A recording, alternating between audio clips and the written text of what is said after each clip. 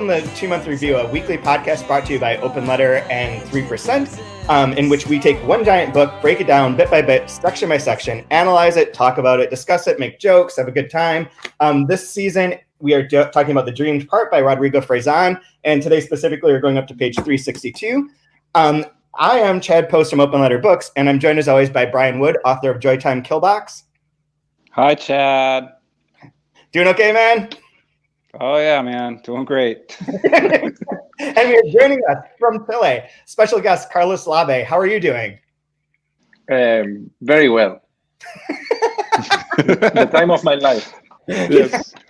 I just taught my last class of the semester, so yay for that. But last session was about Lost, about the TV show Lost, and when we had the third policeman on there and how he got involved with like being the literary consultant for the show and all that. And at the end, I was like, guys, like that literally on the day that I wrote the article for the Wall Street Journal, that was the most read culture article they had ever had at that point in time. I knew that was the best moment of my life, this whole series of events, and I would never have that again. That was the peak. And now we're here at like the nadir. Like, exactly, the nadir. Like telling them this amazing worse. fun, and now it's no. Now we're here. Yeah. Oh, sucks. So anyways, Carlos, why don't you tell us a little bit about what you're working on now in your books in general? Because we have published 3 of your books, correct? Yes. Well, right now, spiritual choreographies seems too far ago, right?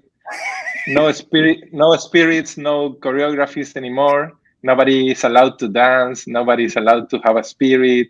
We are all bodies with a virus, and everything is material. So abstract, experimental fiction writing is not important. Well, never was important, right? But no. But now you're making a huge leap there. There are a few stages of other things that you have to believe in first, other assumptions. But the thing is, right now, I have to just work, right? And no more spiritual choreographies for me. Yeah. I guess I'm going back to Navidad and Matanza. That's more concrete, more politically charged. Mm-hmm. No, but the thing is, right now I'm in Chile. I have been here 3 months and a half, and I think I have 2 weeks or 3 weeks to go back to New York, home, where I call home for the moment. Yeah. I don't know how's my home anymore. Maybe full of, I don't know, rats enjoying themselves. But nobody's checking your face. It's just there. It's just there, yeah. You're gonna come home to a rat orgy in your house. Exactly. Yeah, they're waiting for me. But at the same time, I work in an office. I used to work in an office. Yeah. So when I came to Chile in February, we came to be part of the political situation that was going on. That was very interesting in Chile. Mm-hmm. And then everything came as to everywhere in the world. The virus, the pandemic, and all stuff, and everything was shut down. And so I started working remotely in February. And that office where I used to work, it doesn't exist anymore. Everyone is working remotely now. So I could not go back and I could not care about Trump's immigration nonsense anymore. I don't need them. Now I can work from Chile. No, I'm just joking. But I hope it would be like that. And at the same time, I'm writing. I don't know what I'm writing now. I guess I'm writing 2 novels and 1 long poem, maybe a long epic poem, something like the Coronavaria or something like the Iliad, or amazing. Like 1 verse, one verse a day or something like that. And I'm trying to write like a 1,000-page novel. Whoa! Because why not? we could be dead tomorrow. So I want to try that. Do it. Yeah, and being with the family and with nobody else, like everyone, like having fun with myself, dancing with myself, writing myself, reading myself, burning books, the usual stuff. The being by yourself thing has gotten a little out of hand in our house a bit, because there's 5 of us crammed in here, including 2 teenagers, 16-year-old girl who is very emotional at times, but then Aiden, who's usually pretty quiet and just deals with stuff, came out the other day and he had one of those little Funko Pops of Morty from Rick and Morty, and the one arm is giant, it's like strong arm Morty, and the other one's really small, and he's like, "Hey Dad, this is every young boy after the quarantine." from like and I was like, "Oh my God, my son just made it." That. Like, this is solid. And then a little bit later, he's like, "Dad, can I just have 20 minutes by myself? I just want to be by myself for 20 minutes." I was like, "Buddy, it's quarantine time. You got to get in and out of that. You get like 4 minutes max. You just get the stuff done. Don't cuddle, don't foreplay, just do it." 20 minutes. That's good. But yeah, everything now is out there in the house. You have to talk about that, right? It's insane. You cannot hide. No. Wow. Yeah, but anyway, hard being a teenager. Wow. Yeah, you can go out. You can run away from. Yeah, that's very bad for them. I feel for them. Yeah, they're a little bit frayed at all edges, but we're doing okay. So I actually have a place to start for you guys. So, well, I guess Carlos, you've read all of the Dream part in Spanish, I assume, right?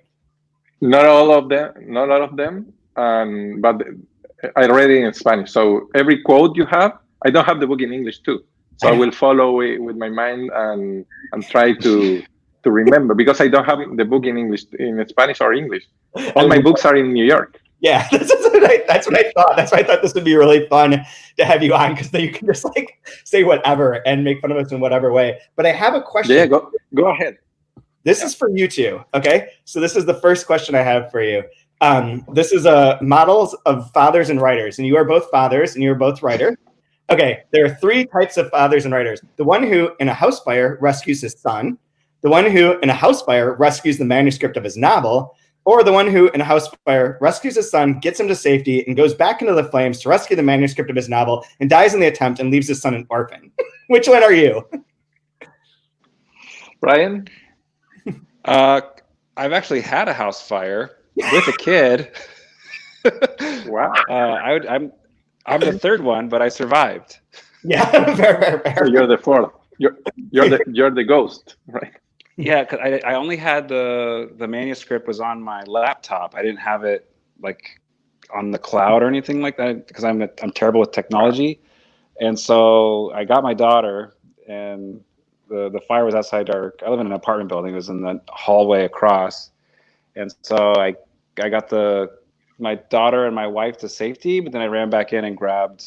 I left the wedding pictures, the keepsakes, all of it. Just grab the laptop, get out. Yeah, the cat stayed in. Wow. I just grabbed the work and got out. But yeah, so I'm the 3rd one. Wow. I would have saved my kid just to have them be an orphan, because I'm vain and want to grab my work because it's so important. Yeah, I think the third option is the better one, the best. Because dying is very good for a kid, for your son, right? And he has your book, your manuscript. He can cash it. Or you become a myth. Yeah. Right. Yeah. See, again, it's the first one. I don't know. It's the vain answer. Either I can get my work and save it because it's that important and it's that meaningful, or I'll become a legend dying trying to get it, and I'll be famous that way. So either way, I'm going to be great. Exactly. But losing your kid is like, everyone will kill you afterwards, right? Exactly. Yeah. Oh my God. So Cool. I would be the third one too, I suppose, if I wrote, but I don't. So I would probably just be the first one. I'd save the kids and just leave all my shit. It doesn't matter at all. I've also, since I lost my computer last year and all of my stuff, I've become very detached from data thing. It's all replaceable, kind of. But anyway, so if you haven't read this is a section where there's a few different main points to this, but we find out a little bit more about where the writer is, like what his setup is, which we can get to in a minute. But this is a big part of the section, aside from being like a list of insomnia bits, like bits about insomnia, what famous people who had insomnia, what insomnia is like a ton of these. Where is that part? Like little one-liners, like insomnia like a dislocated location, where you think about what comes to pass and what came to pass and what will come to pass, and various aphorisms like that. Because our writer has insomnia and is sort of losing his shit a little bit. They're also, the main thing that we can talk about first, that Brian, you brought up before you even got on here, is that Transparent Things by Nabokov is a big part of this section and kind of the book as a whole. So it gets introduced early on page 309, where it's talking about Nabokov's idea of an enchanter quality. And then he says, to show and to hide and to insinuate, and Vladimir Nabokov raises this tension to the max in stories like The Bain Sisters and Signs and Symbols, and in novels like Transparent Things.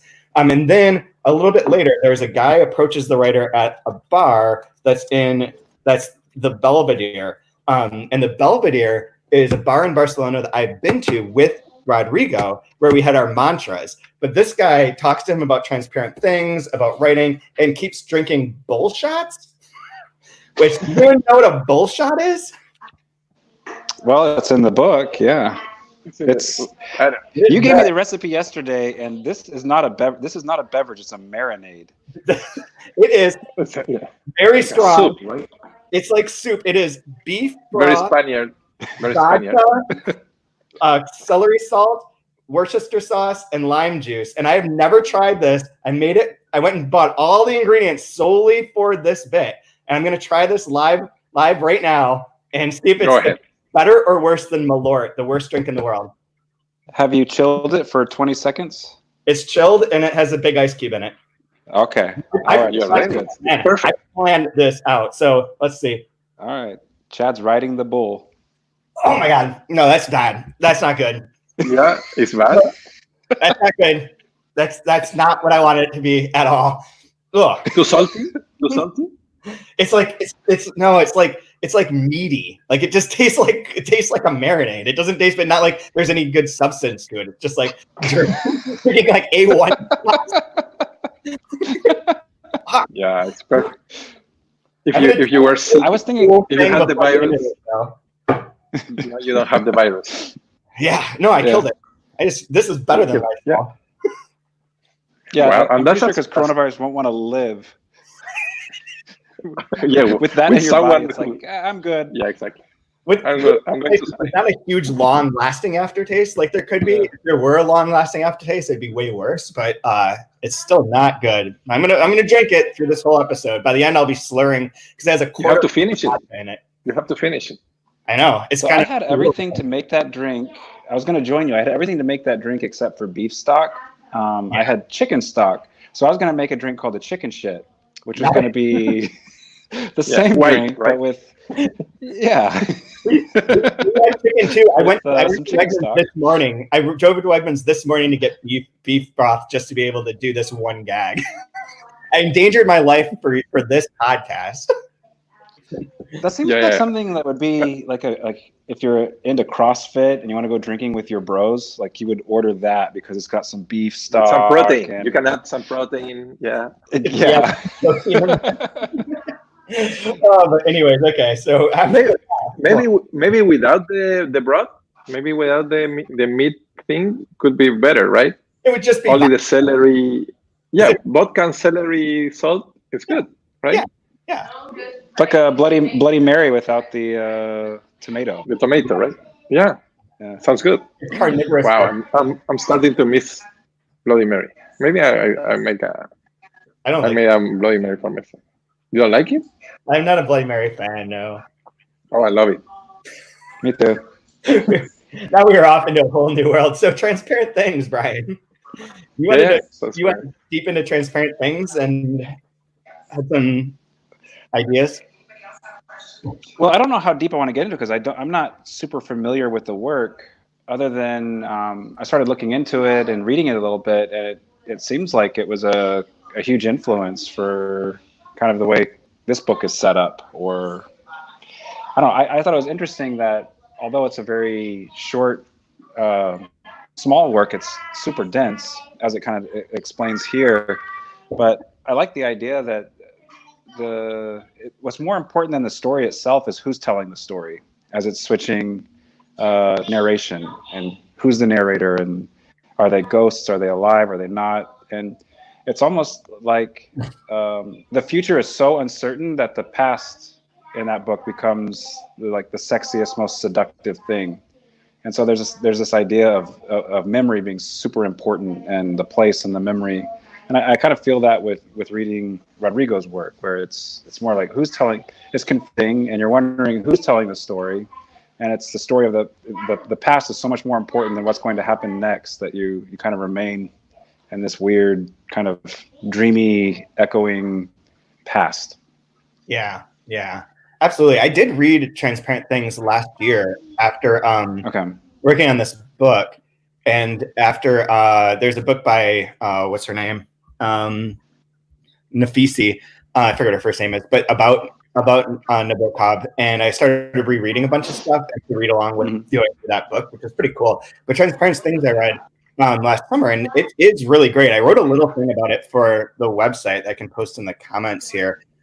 Just a little section, but it talks about how, like you say, the plot itself is not very confusing, but like there's this we that comes in at the beginning and the end that sort of explains things, and it's not associated with embodied entity. So it twists the books into a very weird shape of like what like you say, like where it's being told. And that comes up in here at some point. Is it in this chapter where the narrator's like talking about the difficulty of Transparent Things, or because I think it keeps coming up over and over again in this book in this last half. I might be wrong about that. But one thing I noticed when I was reading this last night is that we are in a set where it's starting to cycle and loop, almost like little mini loops. Like it had the mention last week that we talked about, I think it was last week, of the JFK, my God, the FBI spy, the spying on Nabokov, and then goes and works in the hotel and brings him the TV set to watch the moon landing. And then here, the guy that's drinking his god-awful Bullshot says that he got to know Nabokov and that he worked with him and even watched the moon landing with him. So you get like a new version of that story, as if maybe the one that we heard before was the invented version of the story that the writer heard from this guy. But there's a lot of this kind of looping stuff, like the Hey Walrus, kind of his story keeps coming up again and again at like certain intervals, and you get a little bit more clarity on what his deal is, especially in this one, which is hilarious. And the school kid that dies comes back again. So there's like certain things that seem like stories that seem to be kind of recurring at this point, almost like a dream cycle of sorts. That's my long bit. Yeah. And the answer is yes. I was wondering about the transparency thing. What's that, Carlos? Do you hear me? Yeah. Do you hear me? Yeah. The transparency word, it's very, from a Latin American point of view, talking about transparency immediately echoes you to the American, American literature, like works by, in the 90s, Fresani was a big thing in the 90s. They were talking a lot about transparency in the Latin American realm, with echoing journalism, and I wonder if he's talking about that too, like in opposing to, of course, to Garcia Marquez or any Baroque, like Latin American Baroque tradition. Like saying, okay, we are not French anymore. We are not European or indigenous. I don't know. We don't have any indigenous tradition, but we wanna like embrace the 90s American literature. Let's say Easton Ellis, or because the way you were describing that part, it echoes Proust. I was thinking about Proust, of course, right? The whole trilogy is like a I don't know, update of Proust from an Argentinian Spaniard author. But I was wondering if he's talking about this whole era where they were against Europe and pro the United States. That's interesting. That's really interesting. There's a couple of things came to mind as you were saying that too, like the relationship to the word transparency, just to begin with, and like sort of the. I mean, now it's got very political context almost all the time when I use it, that things are not very transparent or that they should be more transparent or whatever. But in a way, it does reflect back on his autofiction comments too, of like the sort of transparency of like of it being clear that it's you as the author, whereas this is playing the game of like it's not Rodrigo, the writer is not the writer of the books. Like there's a lot of different layers to who's telling the story or where it is. So it's not totally transparent. It's like the opposite of that. It's like, no, instead of like being autofiction, this is going to be a crafted fiction that is clear. It has those dealing with that, right? Too. With that idea of the like journalism. Mm-hmm. And journalism is not transparent anymore. Everyone knows that journalism is totally like fake and like maybe it's more arcane than fiction. Like who's behind this? Like they want us to think this not because they want that directly, but it's like Trump saying like drink bleach. It's not that he wants us to drink bleach. He wants just try like how they call it, flying balloons or something like that. Test balloon. That like test balloon. Let's just test who like it's fishing, right? Let's fish for some fools, and in that way, transparency is not transparent anymore, right? And I wonder if it was transparent. When it was transparent, was it a time when transparency was transparent, or was it literature when transparency was transparent? That's my question, right? That's for you, Brian. I'm not up to that level, especially after 3 sips of this fucking drink. No, I think you're spot on with bringing in Proust. It talks about Proust about quite a bit in this section as well. So yeah. I think that's a fantastic observation that you're making. And I really am curious, maybe at another point, I'd love to talk with you more about American literature in the 90s and what was inspiring or not inspiring. Because that's fascinating to me. Because I always think of like, it was interesting, like in my education, I was always kind of upset that we never got to get to American literature because there's so much European literature in the canon that like there's no time to do any kind of a American lit, and like forget South American literature. Like here's Borges, you could do an essay by him, we're good. All right, moving on. and one magical realism story. Okay, good. Let's check off that box and let's go back to Wordsworth. Right. Exactly. So, and in Latin America, that's the 60s. Yeah. So we are all the time behind, right? Yeah, it doesn't help that like there's a lot of things about that too. And you want to go deep into this, using this transparency as like a metaphor. There's also the non-transparency of why certain authors got selected to be published in English and other ones didn't, and how that then influenced the way that we perceived the literature from Latin America. I mean, all that stuff gets crafted and definitely not transparent. I mean, you could say it's all money. Everyone's looking to make the most amount of money, but there's something more to it in taste making that has its own agenda that isn't very clear. Yeah, for translations, transparency is never there, right? That's why maybe a translated book is never. It's not easy to be like a popular book because people can see the glass, right? People can see a little bit of I don't know, of your halo in the surface. And in the case of, I was thinking about Fresan. It's very tricky because he's an Argentinian guy in Spain. So in Spain he's not transparent too. But however, he's almost a Spaniard now. But you can always see his Argentinian roots. And at the same time, an Argentinian is never a transparent like this. There's no myth of transparency in Argentina. In Argentina, you are always Italian, or Irish, or Spaniard, or something else. There's no like the myth of the essence of Argentina. They come from the ships, right?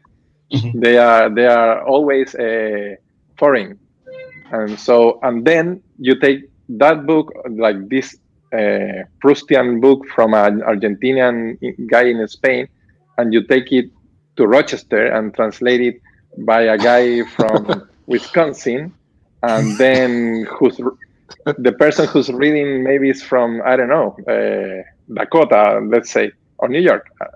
So you have 4 levels of transparency, and those layers, and it's not transparent. His style is not transparent, right?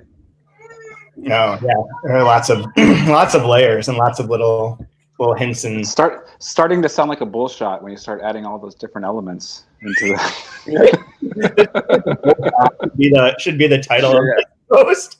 Exactly, and the Nabokov is the vodka, right? Yeah, yeah. And what's the broth? Maybe the broth is yeah. Oh man. The other part with transparency too, though, I was wondering if it's partly a kind of a hint as to read quickly and to skim, to not go too deep into the surface, because it gets, that's where it will get dark and murky as you get weighted down underneath. And I think that I wonder, like in a book like this, and I'm curious if it's in Nabokov's work as well, where you'll kind of get lost and crushed if you try to go too deep into it, and you need to like skim across it as fast and furiously as possible.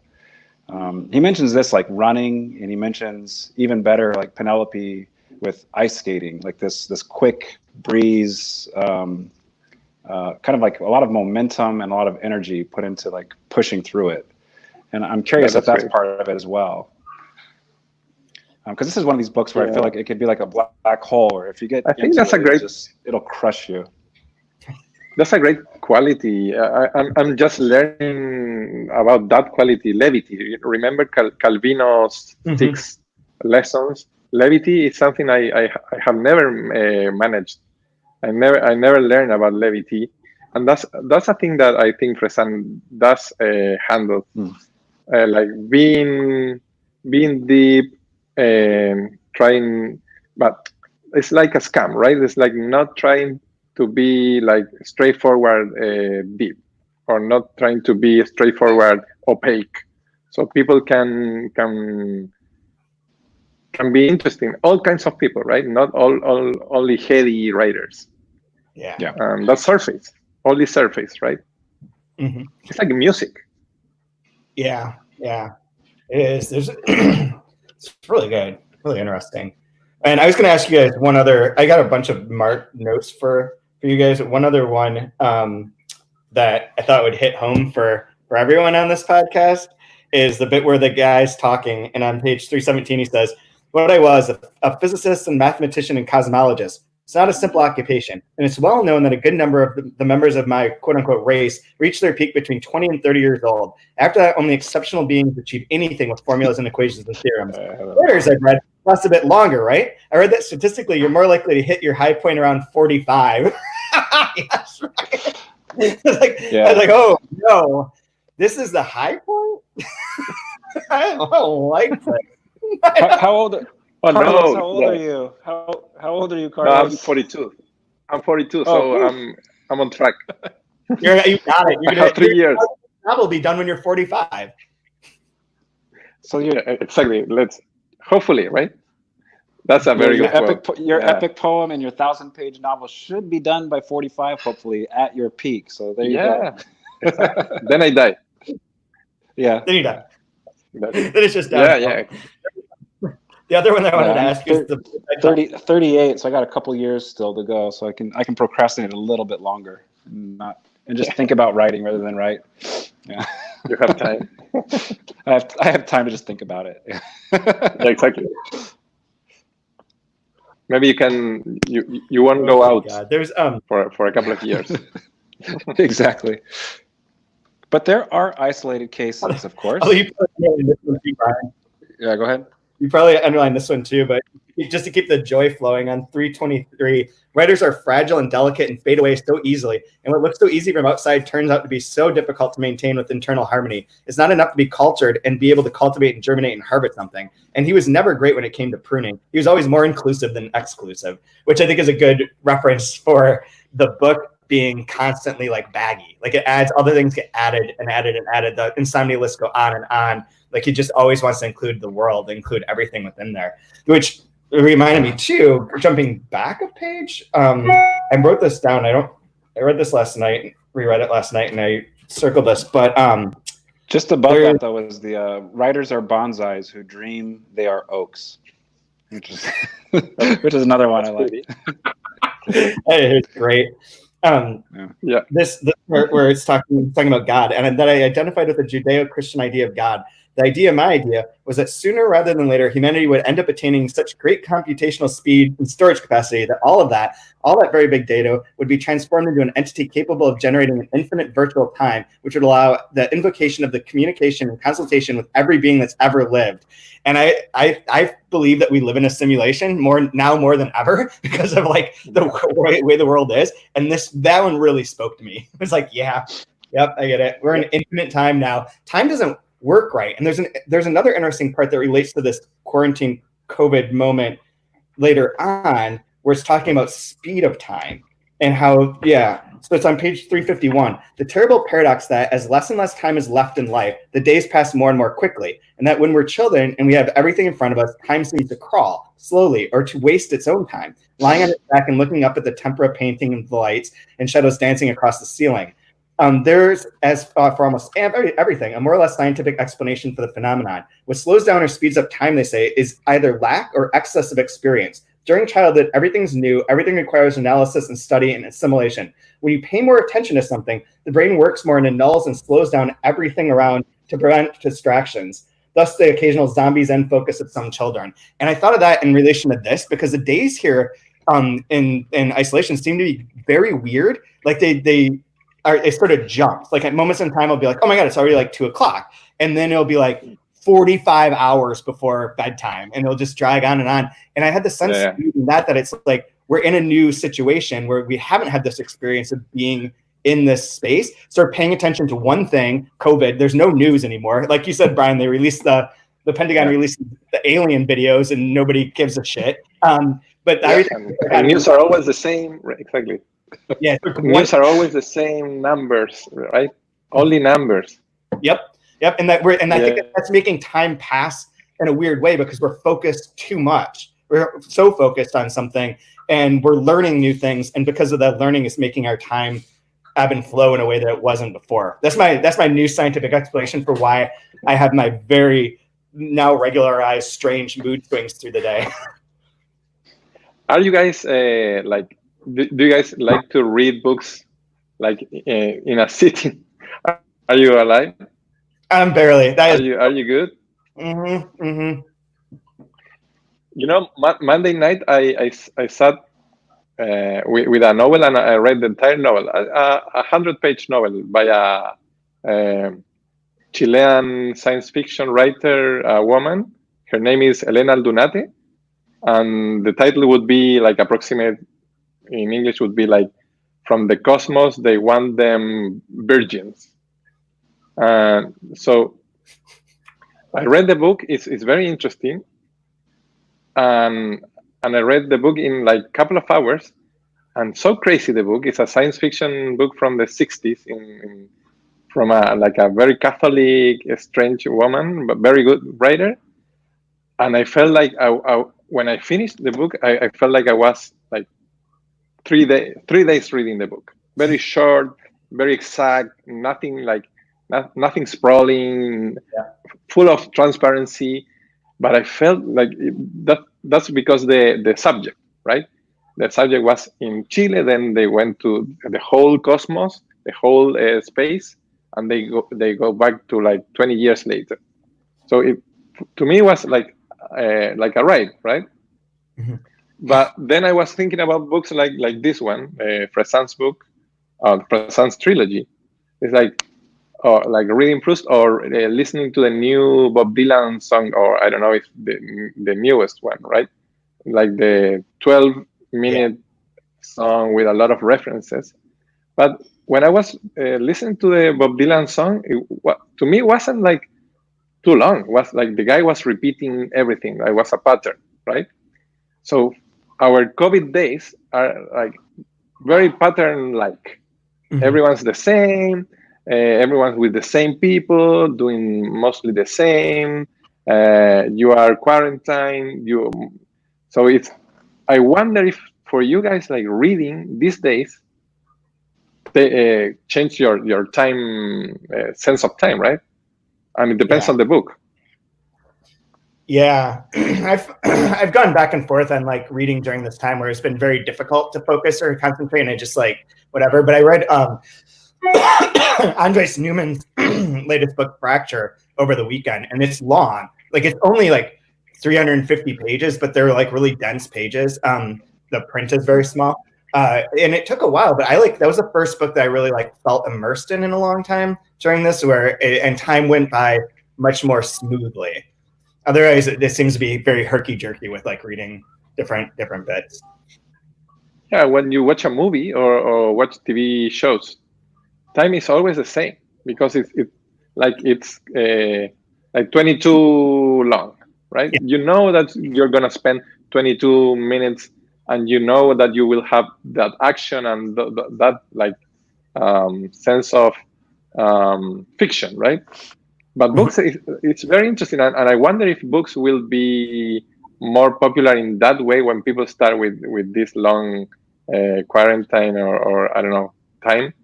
They will start like way to go out, and not only in space, but also in time. Will be like reading Proust. Let's read Proust. And be like political again with Proust, right? Right on. If anything that gets people to read more books, I'm for. Except for the coronavirus. No, I'm not approving of that. But not that. Silver linings, right? Yeah. Well, I found for me, time's going by really fast because I have nothing to look forward to. That's true. No, if you anticipate something exciting or amazing, or you have this deadline that you're looking forward to, it really slows down. It's agonizing. It takes forever.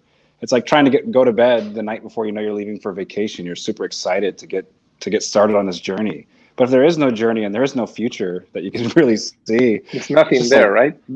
They just bleed together. Like an hour is a day, a day is a week, whatever. Like whatever. I'm just kind of like I'm just kind of weird, just swimming in it. And it is nice to anchor yourself with a book or something where you can have a charted start to finish. And like I think it's a wonderful time to be reading, because for me, there's really not a whole lot.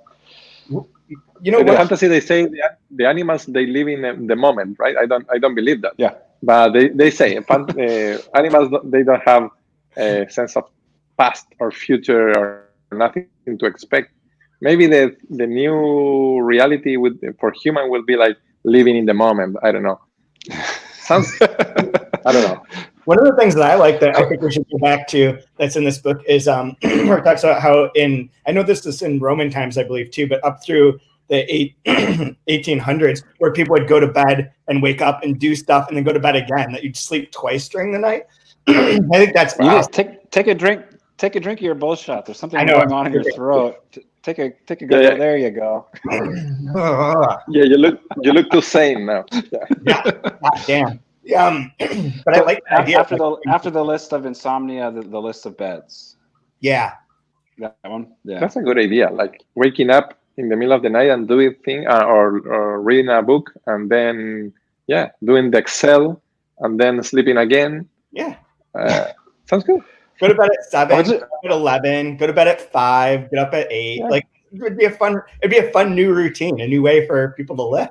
We just Or start. the idea that you have these different beds for different actions. There's your sleeping bed. There's your sex. There's your sex bed. Your eating. If you want to eat in bed, there's that bed. For like they have Exactly. Nobody needs desks anymore, right?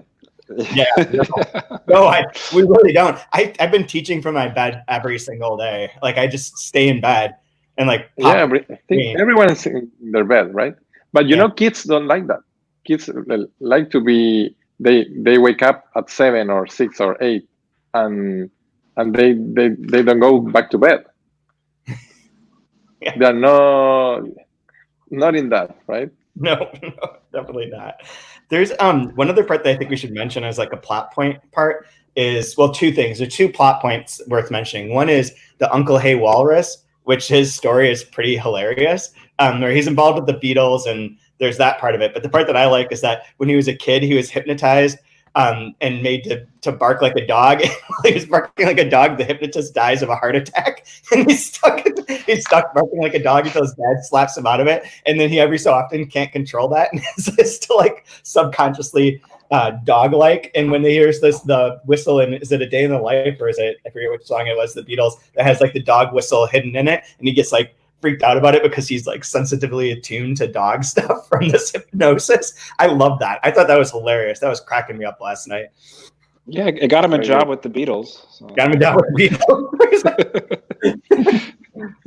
Beatles. That's another example though of how this book keeps doing that same trick. It introduces him being with the Beatles and doing whatever he did for them, and that story, and then later explains how he got that job and because of the hearing the dog whistle thing. And then the other part to mention, I think, as a plot point, is that we get a short description of where he is, like physically. His bed, it says on 358, his bed is, yes, much more than a bed. This bed is a normal bed, like a black marble mausoleum with angels and gargoyles. It is a simple tomb in the earth with 2 pieces of wood forming a cross. His bed is a colossal structure, ebony with inlaid mirrors and precious stones that seems to rock like a ship on the waves of his memories and on the rails by which he moves far and wide throughout his house. He has ordered the royalties that ceaselessly pour in courtesy of the Gothic fantasies of his flamboyant sister have allowed him this and so many other whims. He has ordered walls torn down and hallways fit with rails and stairways turned to ramps and a complex invention woven of steel cables and pulleys that carries him here and there without ever needing to get up. Like in the old comics about the sleepyhead little Nemo. His bed moves, his bed travels. So he's in like a crazy, taking that face value, is like crazy contraption where you can just go throughout this whole house to wherever using like a pulley system in this giant elaborate bed, not able to sleep. It's me, or feels like the book, the narrator is reclusive, right? It's in reclusion. It's like he's not narrating like walking in the street or in a very busy, I don't know, place. He's like us, right? He's quarantined. He's like checking his flow. Yep. So it's a good book for the moment, right? Yeah, it's true. It is very revisionist. And he's also like, I think he's sort of reclusive in the state too, because he's no longer a writer. He's an ex-writer. He's written his last book, according to his statement. So he's resigned to being an insomniac in bed. The insomnia thing, though, I wanted to mention. I'm going to use this. I'm going to jump ahead and say that this is my favorite line because I want to talk about this part. So there's a bit when you sleep badly or don't sleep well, it's been proven that the brain begins to create false memories. Cryptomnesia, they call it. The paradox that the impossibility of dreaming leads you to invent yourself a dreamed life, a waking dream past that ends up swallowing the nightmare of the real. And I will sleep not well. I have not been sleeping well, and I've not been having my normal dream states. Like sometimes it's the same, but like last night I was in my weird city that I go to every so often, and that's always the same. And went to the Irish bar that I always go to, and they were opening post-COVID, but they had all the tables blocked off, and everybody had to stand crowded around the bar. And I was like, that seems totally backwards and unsafe. But like, there's so many. That's like the closest I've had to a regular dream. But I've had a lot of images, like where I've thought I've had conversations, and I'll and then I'll realize that wasn't even possible. Like I haven't seen that person, but it was just like an imagined dream or an invented memory, and they're always like fairly realistic. So I feel like I'm moving in that this COVID thing has given me so much stress, and this situation has been so like whatever. I'm not sleeping right, and my brain's reacting by inventing these hallucinogenic memories, and then I'm forgetting all the real things in life and inventing new things from my made up crazy dreams. Yeah, you need more. You need experiences, right? And you are not having those experiences. So maybe you should start writing, because I'm guessing that's I'm not good at. Yeah, it's the only way to find new experiences when you can't. Like when you are saying that the narrator is he's an ex-writer, right? Well, it's an ex-writer, and he's still writing. Like he's writing because he wants to recreate those experiences or create new experiences, like for like being with the Beatles again, right? Yeah, there's a line there's a line that's almost exactly that too. That's in here where it talks about his. Well, it's got a reference to this trilogy essentially. But it's interesting, like as you're looking for it, like as your life is so out of sorts, your dreams become what your normal life was. Like you're dreaming about a conversation. Did I have that conversation or not? Versus if you had been living your normal life, your dreams would be fantastic and amazing and so far from reality, it's a dream. But because you're trapped inside this house, not living out your life, you're dreaming of just your normal life. And that's really sad. It's strange. Really. Oh my God! You need like Carlos was saying, you need some experiences. Maybe the writing will help with that. But no, I've had some similar dreams too, where I'm not dreaming of these amazing, fantastic fantasies. It's just more of like, did I load the dishwasher? Or did you load the dishwasher? That's not a dream. Like, right? Yeah. What the hell? What's you don't have any way to discriminate between the realities, right? Yeah. Oh, it's all just the same simulation. We're all going to wake up one day and realize it's cool, man. So this is the line that I was thinking. He never had he never had any desire to put how he stopped writing and writing. I think the connection is going bad. He wrote about the opposite so many times, about the alpha of the matter. He analyzed and reinvented it from all possible angles. And then a little bit later, the only thing that comes to him are bits of plot. Where did that line? I just had it. Oh, well, it doesn't matter. But the reinvented and invented, like, that's clearly like the invented part constantly went back to that story of like becoming a writer, how you become a writer and how that begins. Yeah, it's on 345. All that come to him now are embryos of plots and aborted storylines. Nothing but the character's style of dress that will never be his own. Just the title of a never-filmed movie to be shown in a film club in some story. Ever ready and enumerative list, never settling for the white man and sheep that he could count, so on and so forth. So yeah, it's like all like half there. So the writer has like continues like creating, but it's not fully fleshed, and it's sort of like merging in this. It's a bullshot. It's a bullshot of flavors and aborted storylines. Oh. The bullshot, is it real or is it an invention? Is it an invention? Yeah, is it an invention by Fresant? Not real, right? No, it's real. I Googled it, and it's Bon Appetit. Oh, yeah. Okay. Bon Appetit has a recipe for Bullshot. I'm sharing in the comment section as we speak. I have a quick question. It's totally, it's not related to what you're saying, but on 324, there's a quote of a Nobel Prize winner that states, many writers have distanced themselves from public life and even feel a certain disdain for politics. But I think the writer should always be in that sphere. He cannot be isolated like Proust, who ordered his walls lined with cork so no outside sound could reach him. That image terrifies me. Do you know which Nobel lecture that's from? I meant to look it up, but I was reading this outside, and so I just kept going and forgot to look that up until you just mentioned it. Yeah, I was typing like it on my Camus. Camus, you think? I think it could be Camus, or maybe not. But to me, I don't know why it sounds like Camus. Well, it makes sense. Comparing their process to another French writer would probably make sense. But yeah, I was trying to figure out who that was. I typed in on my phone like that first part of it, and I got like the phone book basically of who could have said something Really? like that, but I couldn't. Yeah, I couldn't narrow down who it was. But it was on my phone. I didn't have my computer with me, so I couldn't look it up. But yeah, I'm curious. Maybe one of the listeners can yell at me that I'm an idiot for not knowing who it is. It's Camus. Oh, Carlos for the circle gets the square. Yeah. Nice. Okay. What? Now I'm a circle? I think it's what's Camus. wrong? I think it's Camus, the first one that came up. I'm not finding that exact line in here, but the second one was Saul Bellow. Those are the top 2 results I got for like how I typed this thing. That would be Yeah, suitable I was curious if it was for Sam. Right? Yeah, because he mentioned Bellow yeah. earlier, and so I thought maybe that's who it was going to be, but I wasn't certain. But I don't know. I think it just found me all kinds of nonsense. I don't know that any of these are the actual. I think it's just giving me like people who won the Nobel Prize and gave a speech. It's like what's listing. I'm sure it's not Vargas Llosa. It's not Vargas Llosa.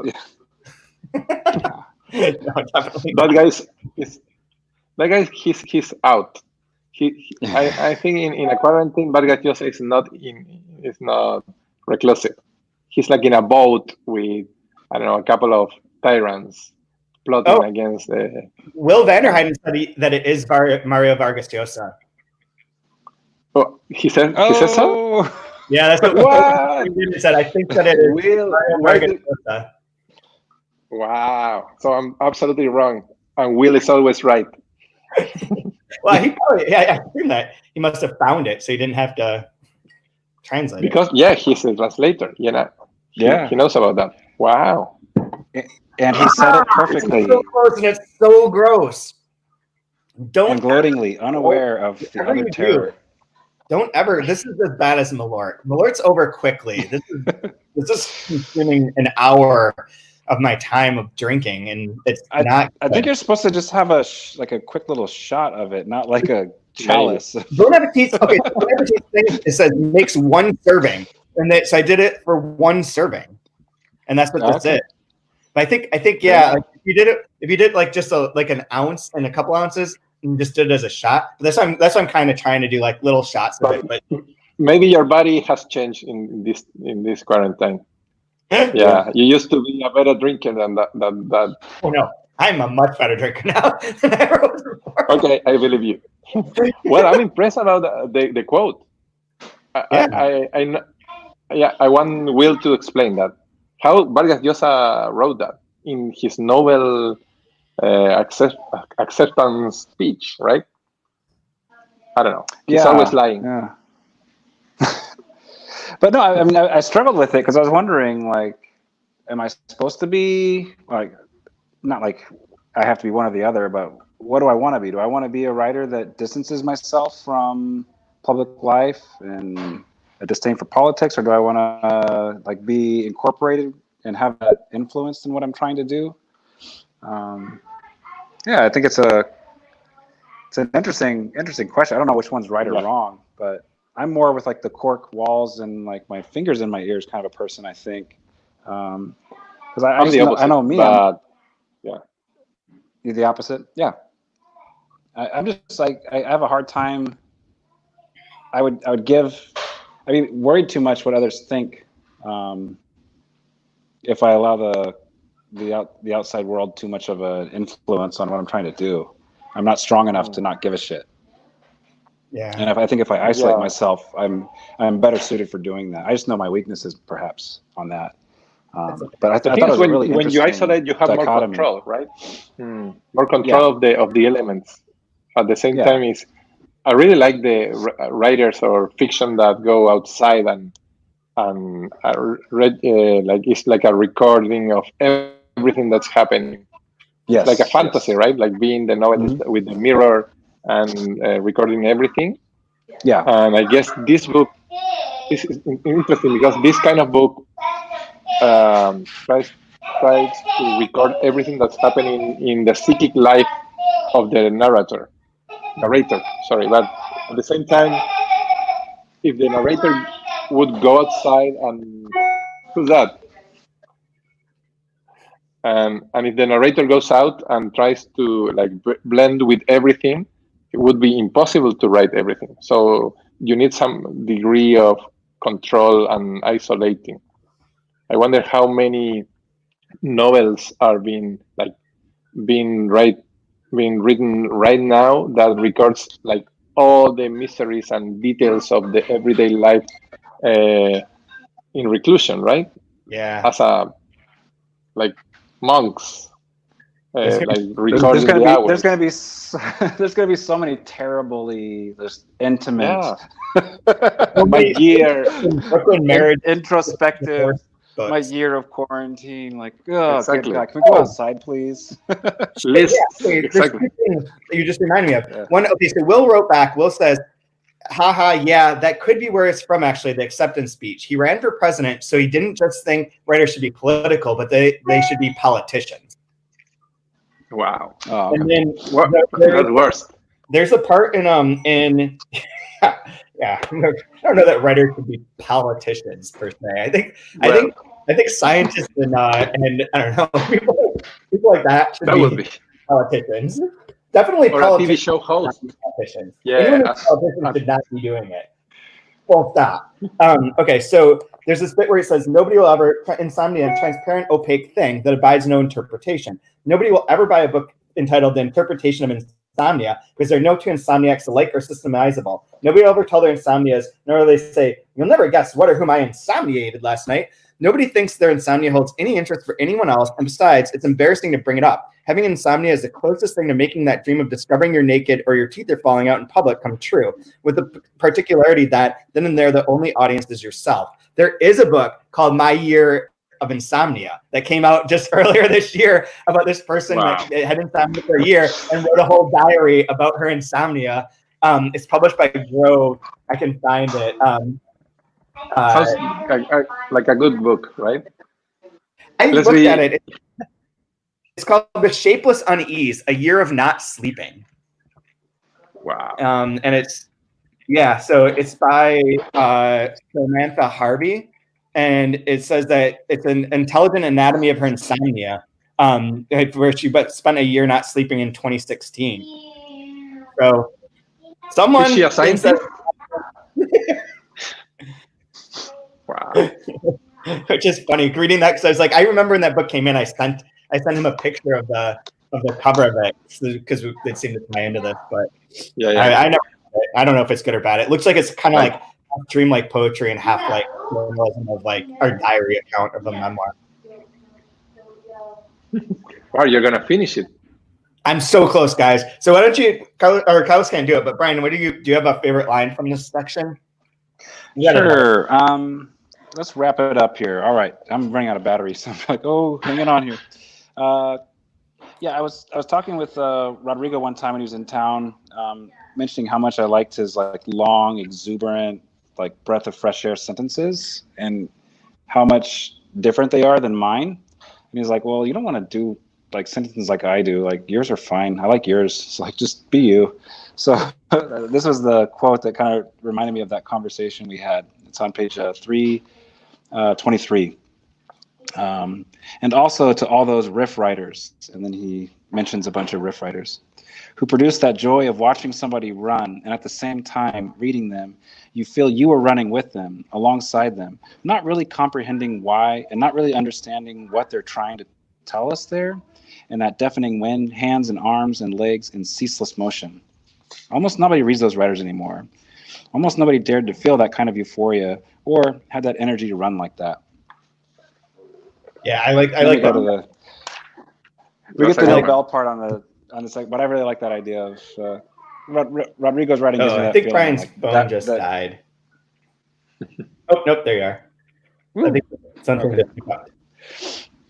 And my other favorite one is on 350, and this was sort of a COVID dark moment. Anyway, at the beginning of our lives, death is always something that happens to others. And every so often it happens to those young people who, with perspective, when everything has been consummated and they've been consumed, are remembered in a grave voice and saying things like, there's something in them that made you think that they wouldn't live that long. Like a kind of sadness, like a melancholy, not for what they had lived, but for what they would never live.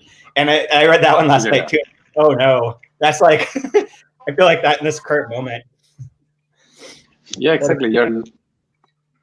Yeah, when people die, right? Boom. Like he Bullshot. or she, you finish. Like you're done. I'm done. Oh, I am marinating inside now. And You speaking can of go. death, Chad finished the Delicious. Bullshot. Oh my god. Anyways, What's I the don't name in Spanish? What's the name of the Spanish of Bullshot? I have no idea. Of the drink? I don't know. I don't know if Will knows and he's listening. He can chime in, but I have no idea. I just looked it up because it was funny that I recognized the place, the Belvedere, and went and looked at the pictures. And was like, yeah, I'm pretty sure that's where we went. And then when it had instead of mantras that you had there, Bullshot, like I was like, oh, I need to give this a go. And then when I read the description, I made the horrible choice. Yeah, it's the same. It's Bullshot in Spanish too. it's the same. And I know I don't know if you guys are missing. Well, I know you tell are missing going to bars, like guessing by your dream of going to your city into an Irish bar. Yep, it has to be an Irish. I don't know. Well, it's always in my dream city. My dream city has this very specific Irish bar set up in the same place every time I dream the city. So it's one I can count on. Wow. You have to tell me more about that city. But the thing is, I'm dreaming a lot about parties. Like I'm going to parties every night, and they're great parties. And it's not bad because in the morning I feel like I went to a great party with no hangover or nothing. Like no. Nice. But I don't know. I wonder if we are being part of this experiment when we are like you say, like in a simulation, right? And we are in our dreams. We can in our fiction, right? We can do whatever we used to do, and maybe they are like monitoring what are we doing in our like free time. Yeah, sounds very bleak and very obvious, right? Very obvious. Well, thank you for coming on, Carlos. All three of his books are available through Open Letter's website or through your local bookstore. They can order any of them, ship them, get them to you. So if you're listening, order Navidad Matanza, La Cuela, Spiritual Choreographies. Also, Joytime Killbox from Ryan, available everywhere. I've seen some nice tweets about it recently, which is cool and positive. And so next we're going to go up to page 424. And as a reminder, the next book that we're going to do as a 2-month review is Cars on Fire by Monica Ramon Rios, who right there, right on. Wow, we are in stereo. So we're gonna do that next. So anyone who wants to follow along, it's a shorter. We're gonna do 3 shorter books, all by female Spanish writers, translated by females. So it'll be a different sort of season, but they're also all books that are coming out during this pandemic. So to try and give them a bit of extra attention, we thought we'd do this 4x4 by Sarah Mesa and the Book of Anna by Carmen Buyosa. So 3 different Spanish writers, Mexican, Chilean, and Spain, but all relatively short books. This one is short stories. So if you get it, we'll have a schedule up very soon, but it'll be a fun one to do over a few-week period. And hopefully Monica can come on and talk to us as well. Yeah, I'm sure she will. Good. Okay, anything else you want to add? No, guys, stay safe and go have fun in your dreams. Yeah. Meet a lot of fun people when dreaming. And yeah, and when you write, please don't write about insomnia. Come back, baby, I'm on ice.